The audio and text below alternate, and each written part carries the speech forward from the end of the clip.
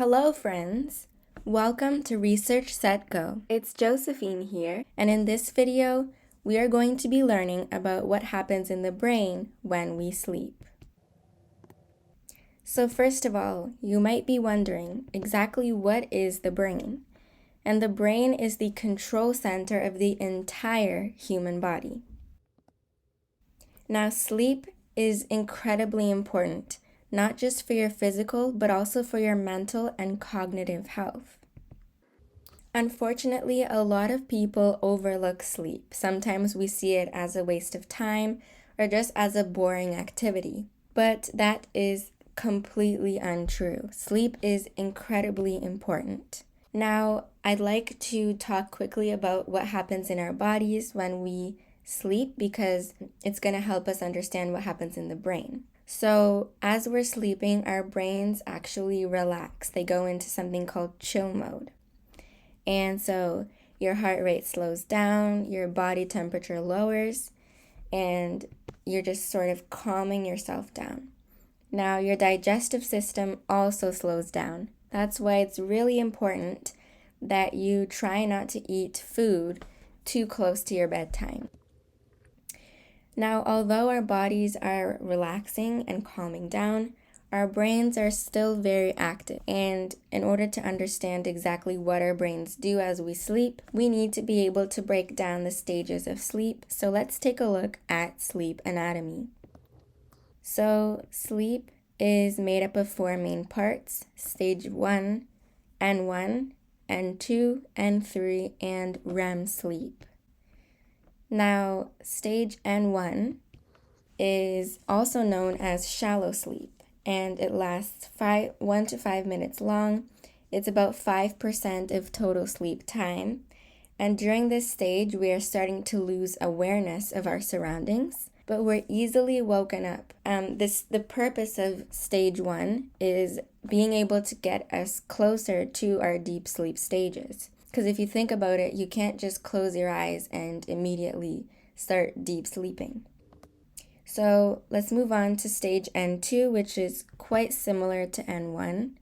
It's, however, 30 to 60 minutes long, about 45% of total sleep. So it makes up a large chunk. And during this stage, your muscles become more relaxed, and then your heartbeat, body temperature, and breathing slow down further. During stage N3, which is 25% of total sleep time, it's called deep sleep, and it's relatively hard to wake up compared to the shallow sleep stage. And it's 20 to 40 minutes long. During this stage, things like wound healing and memory processing occur.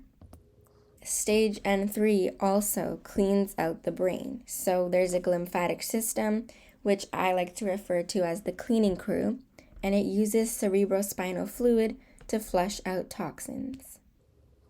Now, yes, the final stage, REM sleep, it's 25% of total sleep time. Your eyes twitch and the brain is the most active. So this is usually the period where dreaming occurs. So your muscles become limp, which prevents you from acting out your dreams, which is important because if you're acting out your dreams, that's very dangerous. During REM sleep, memory consolidation and emotional processing occur, and it lasts for about 10 to 20 minutes. Now, just to clarify, REM stands for rapid eye movement, which connects back to when I said that your eyes are twitching, which is because you're dreaming, right? Your brain thinks you're visualizing something, so it's going to cause your eyes to follow whatever you're visualizing.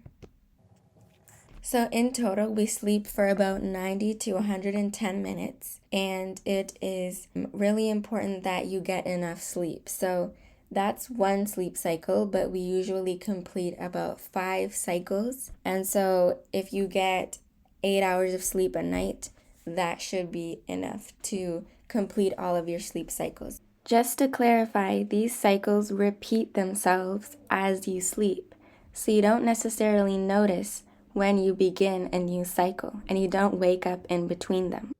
Now, there's something really exciting that happens during REM sleep, which is memory consolidation. So I would like us to dive deeper into that. So there are two kinds of memory, short-term and long-term memory. Short-term memory has a limited storage capacity. So meaning that there's only a certain amount of information you can keep in your short-term memory. So things that you can't keep in your short-term memory are essentially thrown away, so they're easy to forget. And they're usually snippets of unimportant information, but if they are important, then they can be transported to long-term memory. So what's long-term memory?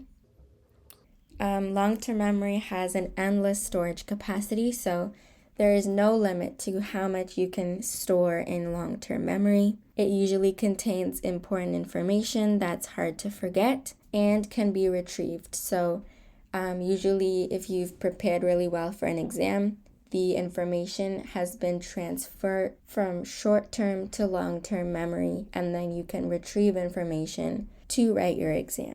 This is why there are certain things that we still remember, but we studied years ago. It's because at the time, let's say for example, addition or vocabulary, we studied it really well, we memorized it, we repeated it, and now it's been ingrained in our long-term memory.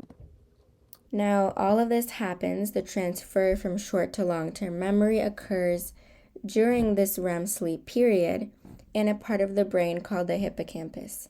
It's really important, and the hippocampus is essentially the headquarters of memory.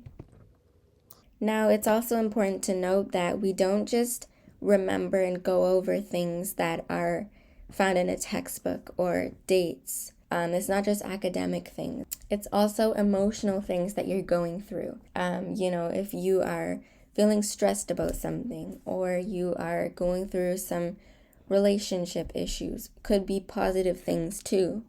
Your brain will find a way of replaying that and helping you to remember the situation, so when you go through it again, you know what to do. That's why usually if, let's say, you have an exam coming up, or I don't know, a flight somewhere, you'll be having dreams that are related to that.